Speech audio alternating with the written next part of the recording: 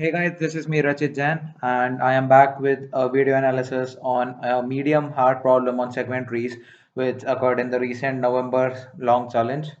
And the problem is basically you are given an array of size n, and you are also given two positive integers l and r, which are fixed, capital L and capital R.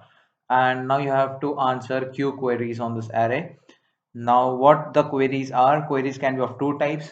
The first is update query, where you update the value at position X of the array to value Y. And the second query is where you need to print something. And you are given L comma R, small l comma small r. And what you have to return is you have to just print the number of sub arrays that completely lie in the range L to R, and they are having their maximum value between capital N and capital R. So it's basically small l and small r are basically counting the number of sub arrays occurring within that range, and those sub arrays should have their maximal element between capital L and capital R. So this is the question, and it's very easy to solve if you break down the problem into a few steps. And let's consider a single query where you have to, basically you are given an array of size n, let's say, and you are also given, let's say, l comma r, and I ask you, find the number of subarrays of this array which have their maximal element, which should be within the range R2L. So this is what I ask you. So what you can do is, whatever your array is, you can do the following. So you can first count in that subarray, in that array A, how many subarrays have their maximal element less than equal to R. Let the answer of that be 1000, and let's say you count the number of subarrays of this array which have the maximal element less than or equal to L minus 1. So let this value be I don't know, 650. Obviously this would be less than this. And now what is the difference between them? It's 350, and it's the count of sub arrays of this array which are having the maximal element in the range L to R. So this question can be broken down into two queries, where each query is of similar kind, where you are having a number and you are interested in finding the number of sub arrays which are less than or equal to that number. So luckily in the original question, L and R are fixed. So we can solve this problem using two segmentaries, and how we are going to do that we'll just see in 3 to 4 minutes. So guys, what I will ask you to do now is, so when you are having that array, right, and you are interested in finding the count of subarrays which are having maximal element less than or equal to R, let's say. So what I will ask you to do is transform this array to A dash, and where let's say A dash I is one only and only if AI, which is the element in original array, is less than or equal to R, and zero otherwise. Okay. So what this will do is, it now the array would be converted into a binary array where every element would be 1 or 0, right? So what does this mean? The zeros means that the elements over there are greater than R, right? Now the array can be divided into sections where consecutive ones will form a group. So this means that you choose any subarray in this range, the maximal element over here would be less than equal to R. You can never include a subarray with 0 in it, because that will mean the maximal element becomes greater than R, right? So the question is, now just see the sections of consecutive ones, and you can choose any subarray in that. So if the consecutive ones are of size, let's say x, so you can form exactly x into x plus 1 by 2 subarrays from this. So basically you have to 3 into 4 by 2 of here, 1 into 2 by 2 of here, 3 into 4 by 2 choices over here, and 3 into 4 by 2 choices over here. So just add all this, and this will give you the number of sub arrays in the original array which were having their maximal element less than or equal to R. So what you will do is, in the original question you are having L comma R, you will make two arrays with 1 and 0 combinations will be there over here and here. Let's call this A, let's call this B. So this value, this array is transformed from original array by less than equal to L, and this is by less than or equal to R rule. Okay. And now what we will do is use segment tree to answer queries of type how many subarrays within a range are. So how should I put this? So over here you can see that we have to do this operation, right? For any range to count, what you have to do is see the number of consecutive ones, see those sections and see their length, and length into length plus 1 by 2 is what we have to sum up and return. So how can we do this using segment trees is the next question. So guys, it's very easy. And what you can do is, let's say you are having this range where the elements are this, and you have to, okay, let me extend it.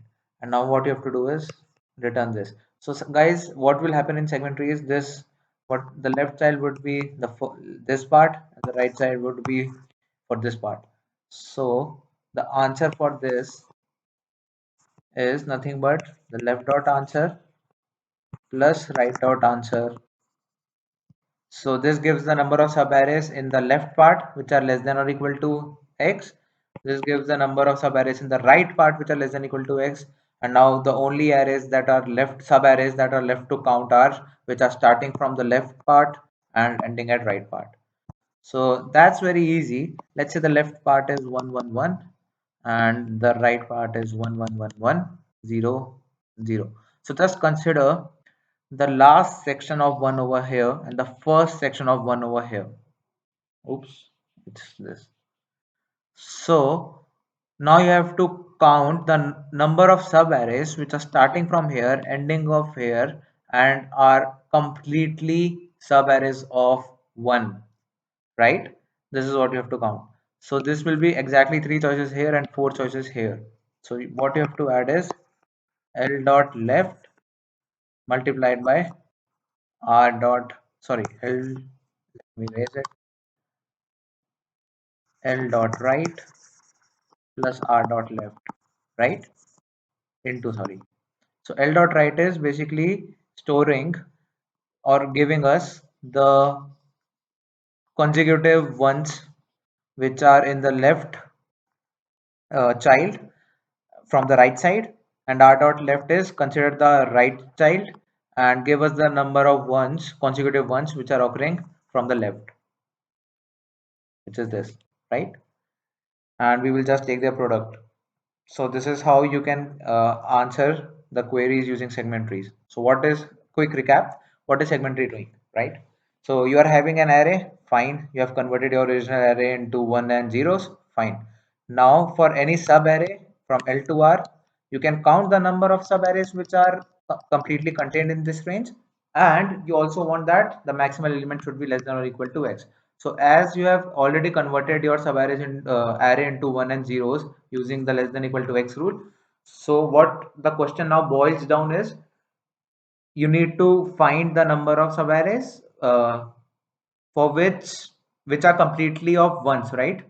You have to do that, and to do that what you can do is you can count the subarrays in which are occurring in left part, count the subarrays in right part, and count the subarrays which are starting from left and ending at right, which is basically spanning between both of the parts, and the count of that would be the left dot right into the right dot left. So this is how you can answer the queries using segment trees. Now you, what you will do is, in original question you are having L comma R. So just reduce, just do L minus minus. Now you are having L comma R. Build two segment trees. One using the less than equal to R rule. One you on the less than equal to L rule. So less than you are having this array. Let's say this original array is X. You make two arrays A and B, right? And now for any, so this is 1 and zeros based on the rule less than equal to L, and this is the list of ones and zeros which is less than equal to R. So A is the segment tree for L value and B is the segment tree pertaining to the R value. And now for any query of type L comma R, you just have to count the subarrays in the range L comma R in the B array, in the B segment tree, and just subtract it from querying the A segment tree. So this will exactly give you the number of subarrays which are completely in the range L to R and have the maximal element between R and L. Oh, so guys, I hope you have understood how it's working, what was the approach behind it, and most of you might not be able to solve it just because of having this thought approach where you boil down the array into ones and zeros and then just query the subarrays which are completely ones. So I hope you are able to understand it and you can look at my code if you are having any doubts. And I will just quickly walk you through the code.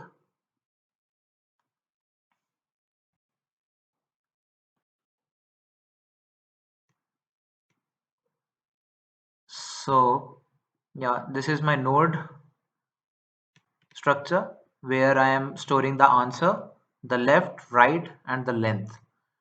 And this is my template for segment tree, which is having functions like build, update, query, and over here it's the final code. Now what I have done over here is initially both of the arrays were initially the array was 0, so we don't have to bother about that. But what I have done over here is I'm having two segment trees A and B, and now whenever there is an update query, so if R is less than equal to L, I update my A segment tree with value 1, and if the value that I'm putting at position L is greater than L, so the value will be set to 0. Similarly, for the B segment tree, the comparison is done on the basis of R value, capital R, and this is the query where you have to answer the question.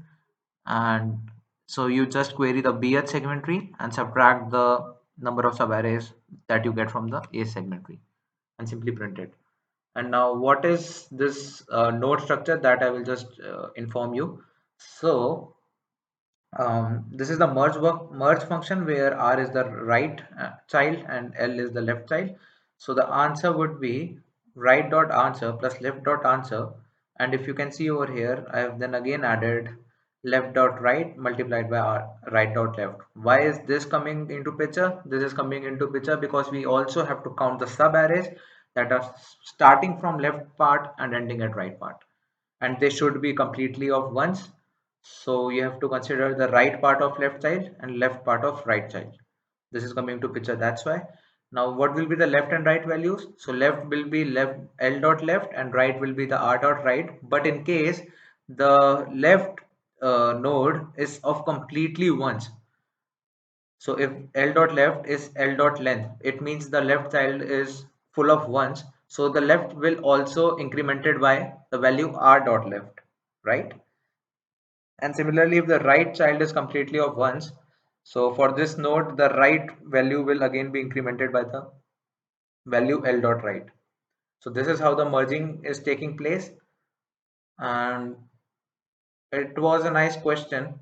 And I was also thinking about its difficult part where L and R, that is capital L and capital R, that are also variable.